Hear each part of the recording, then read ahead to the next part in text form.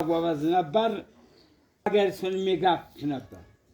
ያይሰት ጋር ወጣም ብላ ዘመዶች እየተንጫጩ እምቢ ብላ አንድ ልጅ ትወልዳለች።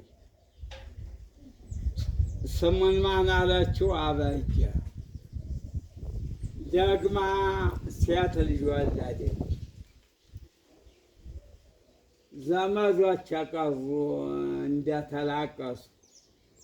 ወንዱነን አበጀ፣ ሴቲቱን ይረፉ። እንግዲህ ይረፉ።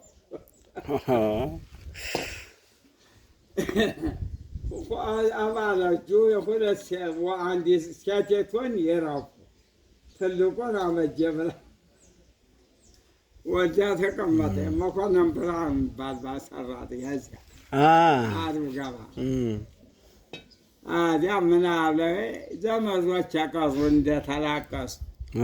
ወንዱን አበጀ፣ ሴቲቱን ይረፉ። ማን እንግዲህ ይረፉ። ፍርድ ቤት ምሰራ የማን አበበች? ስራ የት ትጠይቃለች? አዎ ትጠይቀኛለች። እዚህ ናት። እዚህ ሰፈር ገብታለች። እዚህ በመንገዱ ወፍጮ አጠገብ